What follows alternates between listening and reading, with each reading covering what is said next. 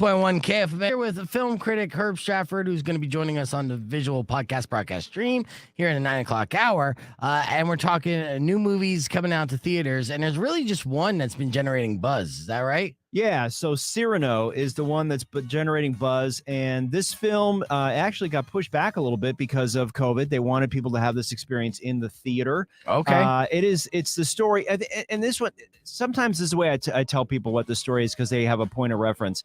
You remember the Steve Martin movie, Roxanne? Yes. Okay, there you go. This is that story. That's what it sounded like when you were describing it. Yeah, so instead of Steve Martin with a big funny nose, right, pining for, I can't even remember who it was. Wasn't Daryl Hannah, was it? Yes, it was. Oh, there you go. Yeah. But this is Peter Dinklage of Game of Thrones, right? You know, Tyrion, right? You know, so, you know, and he is the one that pines for the beautiful Haley Bennett, who you may or may not have seen before. She was in Swallow, which don't go there. I wasn't going to. Come on. It's a very interesting movie. She's sort of one of the young it girls right now, and she plays the beautiful girl that he's friends with. He loves her. He does, you know, he's afraid to tell her.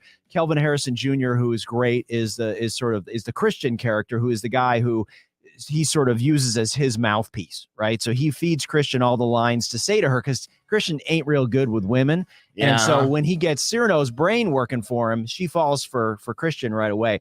So this film, it's beautifully done. Here's the thing, though. It's a musical.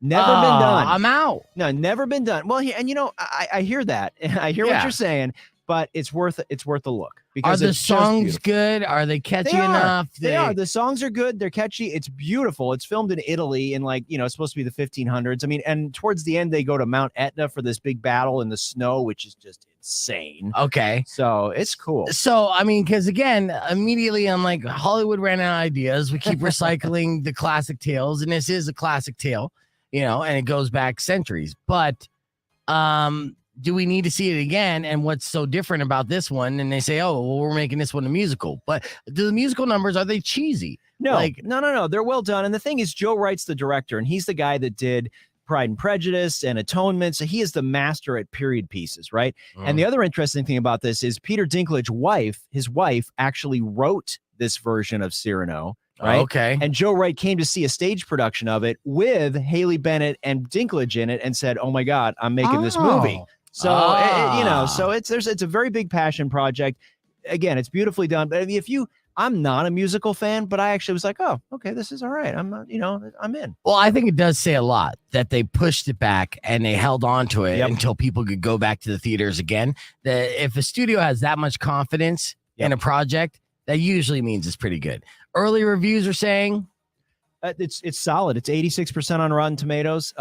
You know, it's and actually I should have brought the soundbite. I had a chance to talk with Peter. It's one of my first on-camera, interviews, and he's just a super chill dude. I got to tell you, he's awesome. Little BFF, this guy. No, you guys are the modern day twins. You know, like, I want to see you guys in a movie together. A little buddy cop comedy. You know, I might pitch that. Yeah, he's that cool. Yeah, all right. So Peter Dinklage's new best friend, Herb Stratford, says Cyrano is worth seeing in movie theaters, and if you like musicals, you definitely have to check it out.